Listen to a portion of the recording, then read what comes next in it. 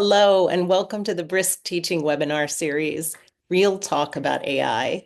In today's webinar, students speak up about AI literacy. I'm delighted to have a conversation with two incredible high school students. They're co-founders of Students for Innovation. Here's the agenda for our webinar. After introductions, I'll provide a very brief overview of Brisk and Boost, since some participants are just learning about Brisk and others are very familiar.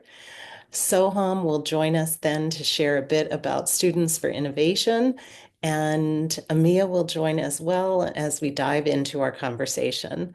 Later, I'll share some AI literacy resources that are on our website, and then we'll open it up for your questions. So, I am Michelle Cummings. I'm the Chief Academic Officer at Brisk. Before joining Brisk, I was a teacher, a principal, an assistant superintendent. And my guests today are Soham, who is a high school senior, and Amia, who is a high school junior. They are deep and creative thinkers about AI and emerging technologies and all kinds of other topics.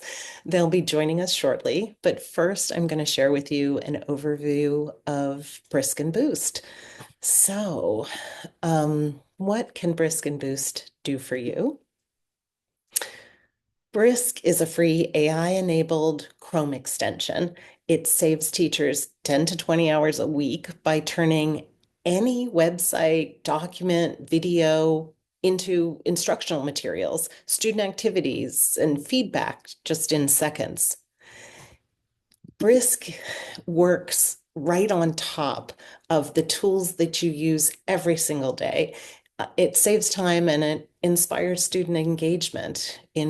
You can use it on whatever you open in Chrome, whether it's Google Docs or slides or YouTube videos or PDFs, web articles, even student assignments that are submitted in Google Docs. Brisk will give immediate feedback on student writing. Brisk will inspect student writing and provide a video playback of the student's writing process in a way that opens up conversations between teachers and students about how they're learning to write. Brisk will create instructional materials, unlimited instructional materials, from presentations to quizzes to resources, lesson plans, and even from your own curriculum. Anything that you can open up in Chrome. Brisk will take any text and level it to match your students' reading levels or to translate it into another language. Then there's Boost, which is the student-facing activities. It turns any online resource into a safe, interactive student-facing session. You can provide a tutoring experience for students. You can hook them into a lesson and engage their curiosity.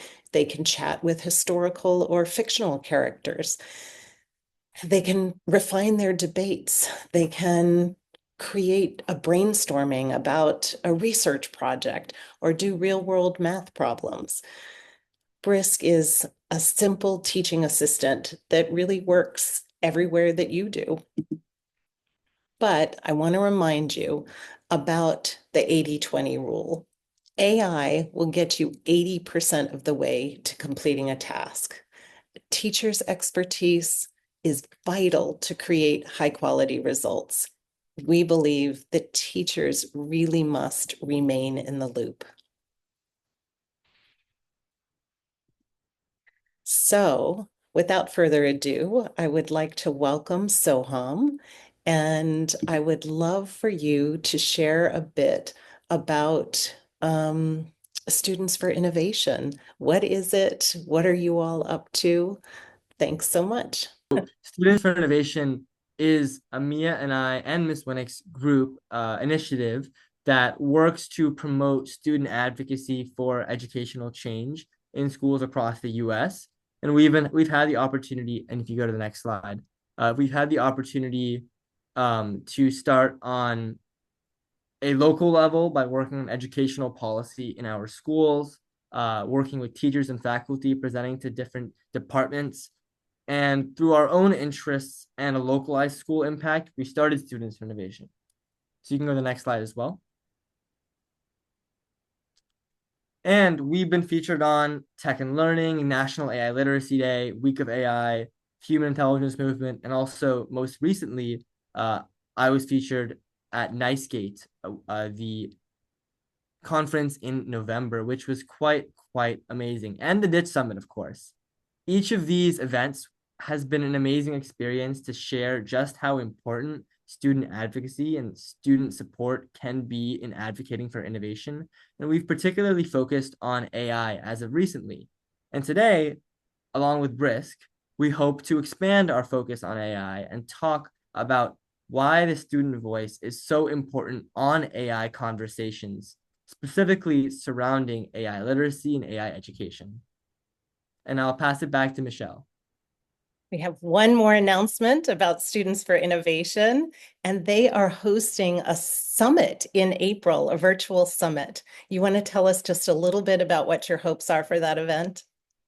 Yeah, sure. I can take that. So, over the past few months, we've been working really hard to make this summit happen. And what's really special about it is because it's a virtual summit that's led by students. So we are having students present to educators instead of the other way around because of how important we think the student voice is in this topic, in this community. And so the way we're running it is we have applications right now open for students to put in proposals for different presentations on any topics that inspire innovation in the classroom and inspire change that educators need to hear about and need to take a stand in action on. So we're having students apply and send these proposals to us. And so if you have any students that you know would be interested in this, please send them the application. It's on our website, studentsforinnovation.org. And as educators, register and come to watch the presentations at our summit. Fantastic. Thank you so much. What are some of the concerns or objections that you hear from teachers? Um, I think that one of the biggest objections that a lot of educators have is that they think that AI is going to take away the thinking process from students and students writing, whether it's not even just writing, but other subjects as well. And I think that one of the biggest things is that educators need to understand how AI should actually be used. And because if they are just fearful of AI without actually trying it out and trying to figure out how it's used and how it should be used in the classroom, then they're missing out and they're missing out on teaching their students something that students deserve to learn in order to give them the same advantage that other students who are taught this can learn. And so it's not just about using AI in the classroom, it's about how AI is used in the classroom.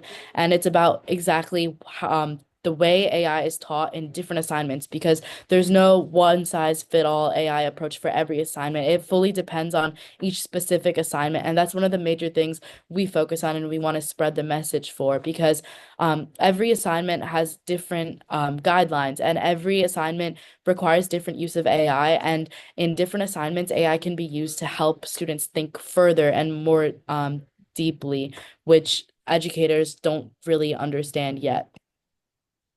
Mhm. I totally agree with that point.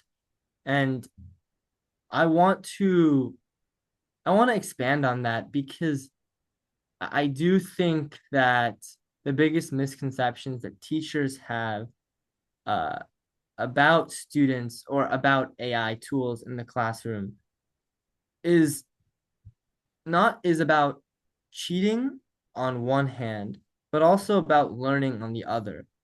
Because for a long time, there have been tools that we would consider cheating fly under the radar of a lot of educators. Um, we've seen a rise of support systems and tutoring and grammar checkers and all these other platforms that are basically borderline AI tools. And I would say even now, tools like Grammarly have become AI tools. And though if those tools are allowed, then where is the line drawn between having a friend rewrite your essay versus having AI rewrite your essay? And then ultimately it becomes an equity problem of students who have access to tutoring versus students who don't have access to tutoring. And in order for a teacher to clarify misconceptions about AI, they have to be extremely they have to be in a good spot when it comes to understanding their beliefs about things like tutoring and grammar checking and AI. And ultimately, as Amia put it, it's up to the teacher to be educated about AI to make their own decisions about policy in the classroom. Because Amia and I are not arguing that AI should be used all the time, or we're not arguing for a complete ban on AI. All we're saying is that we hope that teachers can be educated enough to make important decisions given the time that they are necessary. Mhm. And teachers should be aware of the technology in order to make a decision that does not always lead to an AI ban or does not always lead to AI use and is somewhere in between that binary. Yeah, these are wonderful points you're making. When you talk about AI use being assignment specific, there are times to choose the tool that you're going to use for a particular learning outcome. I want to voice Brittany's comment in the chat. She said teachers are in a strange spot in needing to reassess what learning actually means with these tools that are available, both historically and moving forward. And it moves so fast, which has made it hard to adjust with these continual creation tools. And so the name of your organization is Students for Innovation. Is this conversation limited to AI, or does it apply to all emergent technologies? Um, yeah, so kind of on that, there's a little bit of a story. So when we first came together to start our organization, we started with thinking about how we're so passionate about advocating for AI in the classroom. But as we started talking through it and making more plans, we started to realize that just like Brittany said, right now AI is the big thing in the world. And right now, we need to get AI to be used in the classroom, and we need to get educators to utilize AI in the classroom for students. But in 10 years, in 20 years, even in 50 years, AI isn't going to be the big thing anymore. There's going to be something new, some new technology. That new technology is then what needs to be incorporated in students' lives to help them be successful later.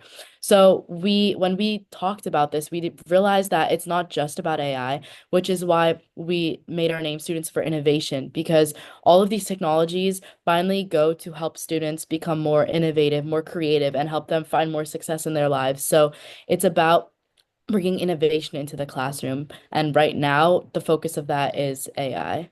Mhm. Mhm. Yeah, so true. This is the current moment. And as Michelle pointed out in the chat, um, there were other inventions ahead of time. The Google search, the entirety of the internet, scientific calculators that caused innovations in learning and what it looks like. Let's go back to what students need to know. How is it that AI literacy can be taught in schools, and what does that look like? I want to first touch on one of the points mentioned in the comment, Sure. which is that it is a very steep learning curve to learn about AI, especially for teachers. And I totally agree. And I want to be clear that we're saying that teachers should know about AI, but we understand just how hard it is to have to spend time and outside of your job just learning about AI. And we want to make it clear at Students for Innovation that we are advocating for not just teachers to equitably learn about AI tools, but also to be supported in that process. So that's the first thing, because then in order to teach students and to cultivate AI equity and AI education and knowledge for students, you need a set of teachers who are also aware of the technology and what it can be used for. And in particular, those teachers will have to be aware of the differences in learning style of each of the students, the differences in understanding, the differences in backgrounds. Because when it comes to AI education, like many other skills, students are coming into the classroom with a very different background. Mhm. Some students may have already been dabbling with large language models and trying out other tools in middle school or in lower school, while other students may have not touched a single large language model until that class. So that's the first thing. Second, I would say that the most important skills are not necessarily computer science, math, STEM, and even direct humanities skills, like or a class in particular. The most important skills I would say for learning how to work with large language models are problem solving, communication, general reasoning. So more so these abstract skills that are interdisciplinary and cross domain and are not tied down to particular classes. And it's very hard to teach those skills, but I think it's possible through lesson planning and instruction that allows a student to maybe work with a large language model to complete a homework assignment or work with a large language model to create a presentation for a particular project. I just know that in order to create a system to enable AI literacy for students, you need to think beyond the traditional subject structure and work to empower both teachers and students to learn about skills that transcend just like math, science, history, English, a language. Well said, that this is interdisciplinary, that it's not even just what is AI and what is generative AI, but it is critical thinking and communication and collaboration and. Mia, did you have anything to add to that question about what AI literacy would look like in schools?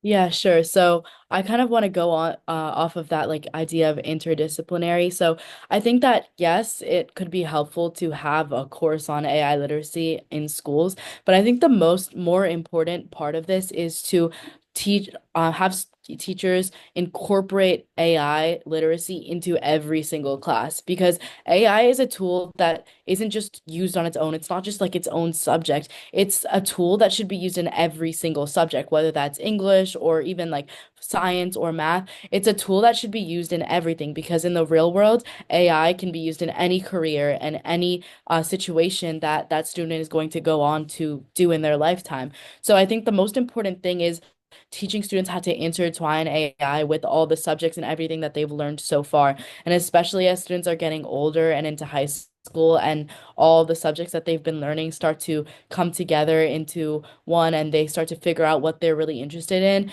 having AI and teaching them to use AI in those subjects that they really are passionate about is what is going to be most helpful to them in their lifetime. Mhm. Yeah, such a great point that this is a tool for learning and navigating the world. And what I hear you asking for is to learn how to do that well in school and not just have to figure it out yourself. You all are very sophisticated in your thinking about AI and how you use AI. And so, Amia, can you share some examples of how you use AI for learning, for problem solving, for self-expression in whatever ways you are finding it helpful to your learning process? Yeah, so I've used AI in a lot of different ways over the past few years. And so I haven't used it directly in assignments when teachers say no AI allowed, because that's just stepping over what the teacher said, and that's not helping anybody. It's more effective to go talk to teachers about it.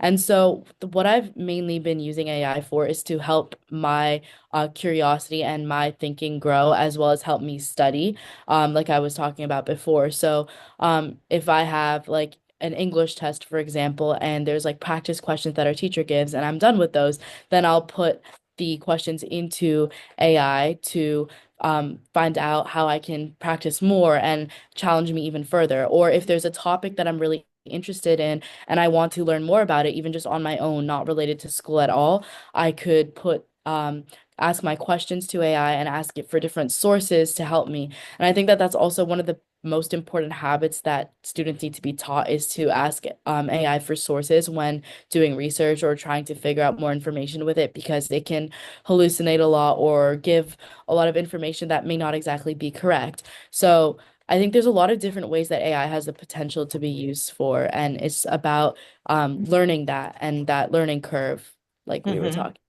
Yeah, yeah. You even had the chance to try out Brisk and Boost a little bit. Was there anything that was helpful there as far as your learning? I think definitely yes. And one of the interesting things I felt about it was that I had access to the teacher side of this, the Brisk technology. And I tried both Brisk and Boost. And I felt like even like having access to Brisk as a student was so helpful, because being able to list my own objectives when I started to use Boost, and being able to make like tailor the technology to what I wanted to get out of it was really helpful to me, and it helped me learn what I wanted to learn and study more effectively. You were creating your own AI tutor to your own Yeah, specifications. Yeah, exactly. great. So how are you using AI? What is it make possible for you in your learning? I think the biggest use case of AI is my own personal exploration and learning. I do think that the biggest use case for large language models in education is for self-guided learning, and I would call it even the rabbit hole learning process, which is my affectionate name for it. I think that for the first time, you have the ability that given a topic of your interest, you can create an entire structured learning plan for that topic and even start diving deep into the layers of content within content within content without even leaving a single website, which is extremely powerful. And I'll often ask a question and not understand something in the response, and then ask a question about that particular part, and then keep asking questions, and then all my answers are layered within layered of one another. And I think it's so amazing that I'm able to explore topics from the ground up by being in conversation with a large language model and take and use my own agency to learn about topics just for fun. And I think that the use case of AIs for self-guided learning is a big one, and we will continue to see tools and other technology pop up to encourage student agency to take learning into their own hands. That is such a powerful point you're making, that you're using your own natural curiosity to pursue questions and problems that you have formed that are of interest to you. And you have, of course, as a teacher previously myself, I wouldn't have the ability to teach you much about nanotechnology right now, but having an opportunity to learn from an AI tutor and explore your own questions is so inspiring. I have found that students, even as young as second grade, talking with Boost in the AI chatbot experience, they don't want to stop because the AI doesn't get tired of their questions, and will always be willing to pull back one more layer of that learning. So thank you for sharing that. Let's talk a little bit about the future. There are a lot of people who talk about both the promise and the possibilities of AI and the worries and concerns about AI. When you look to the future and you think about what you're most worried about related to AI, what do you think about? Amia, let's start with you. I think that one of the biggest problems I see in the future is that students who are not taught how to use it properly now when they go out into the real world, they will not use AI responsively or effectively. And I think that one of the positive benefits of using AI in the real world will be to make AI do the tedious, like mundane task, and give humans the time that they need to actually think about problems and solve problems, which is like human nature. What we're able to do that AI can't is problem solving. And so when we have freed up time to do that, that's going to be one of the biggest benefits. But if students don't know how to use AI responsibly and effectively, and they try to make AI do all the work for them when AI is should be used for the like proper parts of a task, I think that that could kind of self-sabotage what the student or what they're trying to do. And I think that another thing that I know Soham will expand on is using AI to help with like personal problems or emotional problems. So Soham, if you want to continue with that. Yeah, it's a great point and a bigger problem that a lot of companies and organizations have decided that personal therapists are a great use for large language models. And in some cases, they possibly could be, but I am a bit worried that alongside the loneliness epidemic that a lot of young people are facing right now, that more like digital friends and large language model friends that aren't real could serve to make younger generations more antisocial and less connected to other people and therefore cause more mental health problems. That's one thing that I'm very nervous about when it comes to large language models. Thank you so much for sharing those insights. When you think about what makes us uniquely human and how we create community and how we create connections, it's so important to preserve that and build on it. I have seen AI used to help students who have communication challenges to get more practice with communication to apply that in their real life. But to substitute that for human connection can be tragic. When you think about poetry and you think about music and you think about art and self-expression, Mhm. we don't want people to be ceding their voices to an artificial intelligence. We believe that human intelligence matters too. I appreciate that. So let's talk about the flip side of that. So let's say AI is used well as a tool. You talked about it being able to help students to pursue their curiosity. Are there other things that you think are exciting about the promise of AI? Yeah, and I think you just touched on one of them, which is for students who need learning support, AI tools can be extremely helpful. I have a twin brother and he has autism, and I've worked extensively to support him with a large language model and help him learn better. And that has been an amazing experience, specifically with uh, I've even tried Brisk actually with him, which has been pretty great.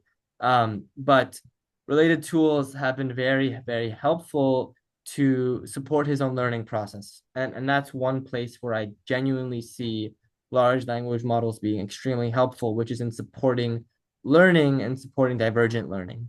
Mhm. Thank you. Amia, did you have anything to add? Yeah, so I think that that is a really great way that large language models are going to be very helpful. And I think that also starting from the classroom, when there's students who have a lot of questions and teachers aren't able to go to every student and help them answer their questions, I think AI can be a very useful tool so that teachers are still involved in and in the loop with every student, but they don't have to answer every single like simple small question. And I think that also even beyond the classroom, one in careers, artificial intelligence just opens up like so many more doors, and it opens up so many more careers even and different fields that students can enter. And um, like there's a lot more of newer technology that's coming, and then even with other fields that have existed for a long time, artificial intelligence can help people work in those fields and open up new innovation and new ideas for creations that just improve society and how the world functions as a whole. Yeah, yeah. Those are incredible things to point out, and it's across industries. And you think about, I spend a lot of time thinking about education, as you know, and you think about the things that can be automated for teachers so that they have more time for the human interaction, so that they have more time to personalize learning. It can be incredibly powerful. We are going to close out this section with one question. You have participants live right now on this webinar. You have folks who will watch it as a recording. What would you say to them watching this webinar? What would you ask them to do to improve AI literacy for their students? I can start. So I think one of the biggest things that I would say is that what I want you as an educator to take away from this is that I want you to have open conversations with your students about how AI should be used and how the AI policy should be formed for specific assignments. And it's one thing to be afraid of using AI, but when students are involved in this conversation, asking students questions about their experiences with AI and trying to figure out that line that students know not to cross, or they know that they can go up to using AI in that line for specific assignments is really helpful because students are very confused. And if teachers just shy away from using AI or say no AI allowed for any assignment in this class ever, then students have no idea what they're allowed to use and what they're not, because there's genuinely no way to just not use AI ever in a world like where we are today. So I think that the most important thing is school is where we're taught to learn all the skills that we're going to need in the real world. And AI is one of those right now. And so we need to jump on that and we need to teach students how to use AI today. Fantastic. And so, what would you say? How can they improve AI literacy for their students? I think Amia covered a lot of it, but the biggest insight that I hope you would all walk away from this conversation today thinking about is how can you communicate with your students to understand where they are before engaging in the AI education conversation? As we said before, every student is in a different place. And I do believe that it is the educator's role to ascertain exactly where the student is along the AI education spectrum. And by doing so, the educator can then work with the student to make sure the student can be the best student that they can be and be the best person that they could be. So I think the first step in the process of getting everyone up to speed is first understanding where we are as individuals. And I hope that is one thing to take away from this talk today. Fantastic. I hear Students for Innovation offering an incredible invitation, and that's an invitation to a conversation that student voice, choice, agency, it matters in schools. And so often as administrators, we make policies for students instead of with them, and really finding an appropriate way to invite that conversation. The AI literacy section of Brisk is there's a wonderful landing page there, rich with resources. I'm going to share my screen briefly and show you where to find them. When you are at briskteaching.com, you will find an AI literacy deck that can help you with this conversation with students, with teachers. You create a copy of that deck, and it will lead you through what is AI, where is it being used in the world today, recognizing with students that there needs to be this conversation, defining important terms, talking about the possibilities and the appropriate uses of AI, and having a 24/7 tutor. Looking at the world of work, making sure that students know that they can team up with AI, but keep their brains engaged. Looking at all of these rich themes that Amia and Soham have raised today, and it helps us talk about what makes us human and how our voices matter. It helps us have this conversation about academic integrity. In fact, is an animated slide that will take you through a continuum of activities and have a conversation about what is cheating and what is not. Soham, you talked about what if we replaced AI with a peer or a tutor or someone else who's doing the work for you? Does it change your response if teachers tell you that it's required for a particular assignment? And so I encourage you to download your own copy of this and start having some of those rich conversations.